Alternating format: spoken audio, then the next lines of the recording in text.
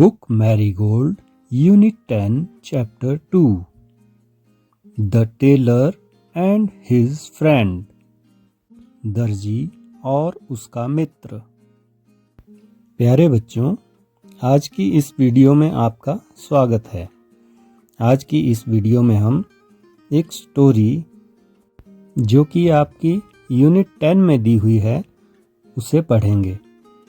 तो स्टोरी पढ़ने से पहले एक बार हम हिंदी में समझ लेते हैं कि ये कहानी क्या है।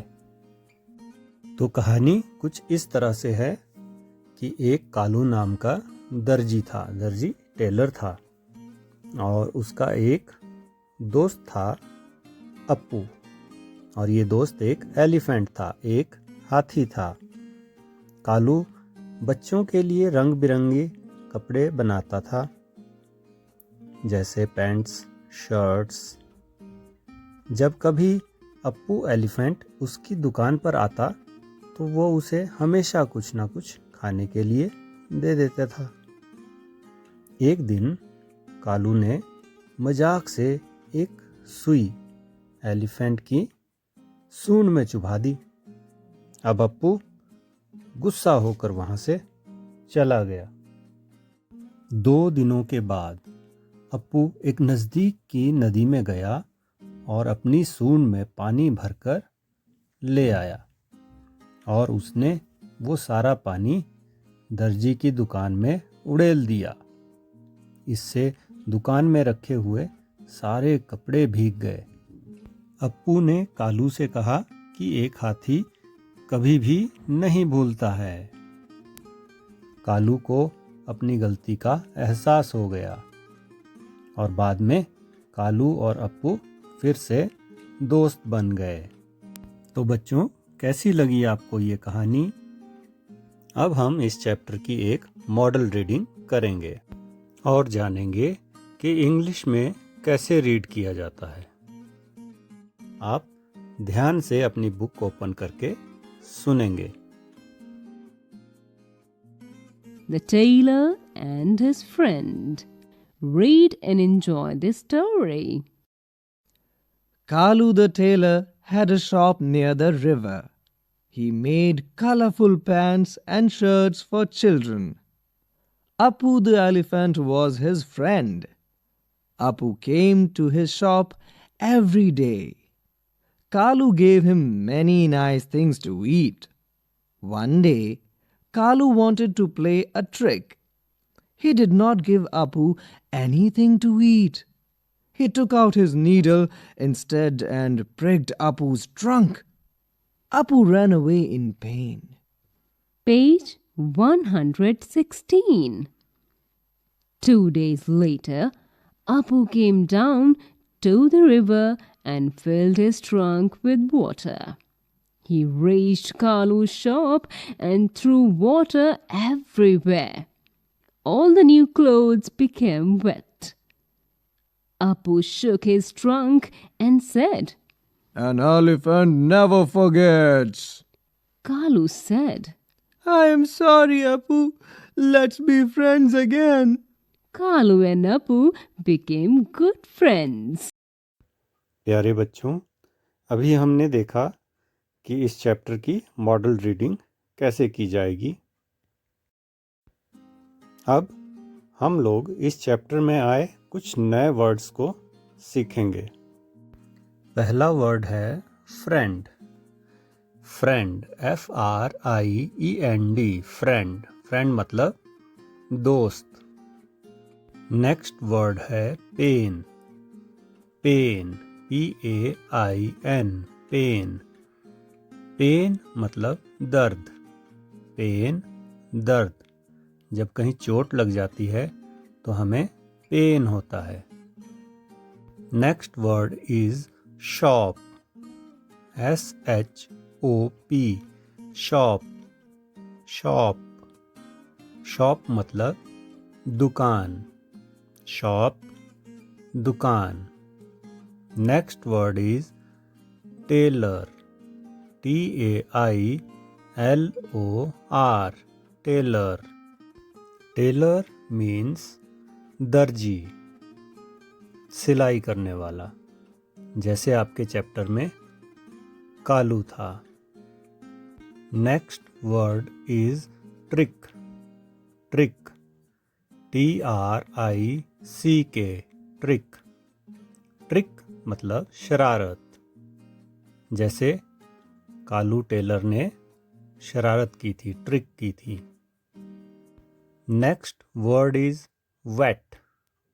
Wait, WET, wet. वेट मतलब गीला, गीला।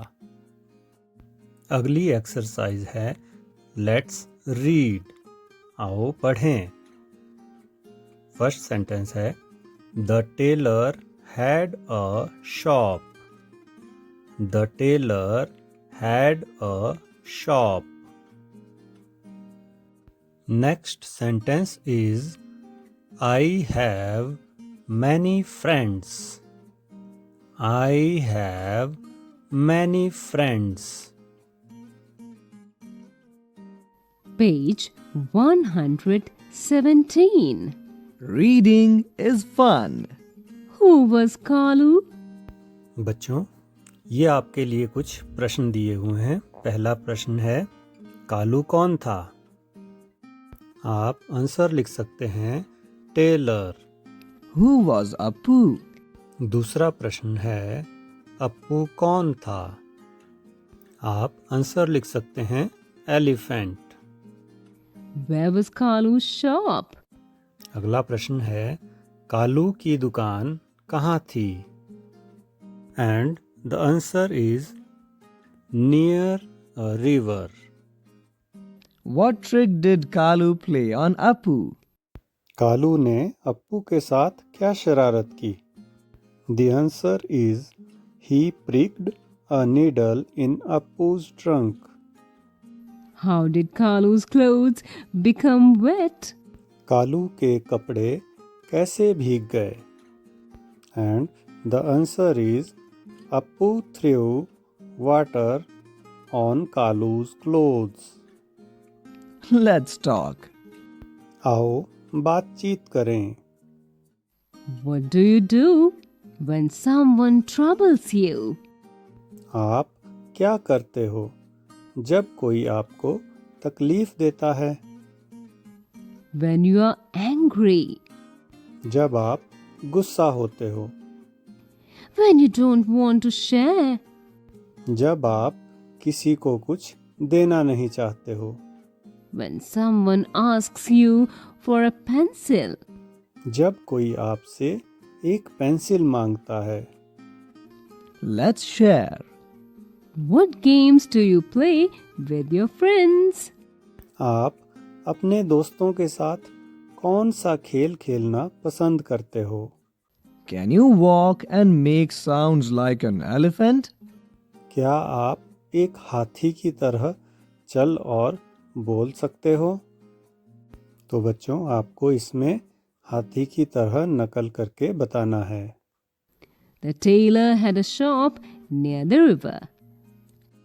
टेलर की दुकान नदी के पास थी। Question. Where is your house? आपका घर कहाँ है? Answer. My house is near dash. इसका उत्तर देने के लिए आपको खाली स्थान में आपके घर के नज़दीक की किसी चीज़ या स्थान के बारे में लिखना है। Make some more sentences like the above beginning with words like my school, The elephant. my friend's house, The aeroplane. the well. My book. खाली स्थान भरते हुए जैसे आपने अभी ऊपर वाक्य बनाया, इसी प्रकार आप कुछ और वाक्य भी बनाएंगे, जिनके लिए शुरू के कुछ शब्द आपको दिए गए हैं, जैसे my school, the elephant, my friends house, the aeroplane, the well, my book. बच्चों, आप इन सेंटेंसेस को एक बार खुद बनाने की कोशिश कीजिए, और यदि कोई मुश्किल होगी तो हम अगली वीडियो में इस एक्सरसाइज को फिर से रिपीट करेंगे। आज की इस वीडियो में बस इतना ही। Bye bye.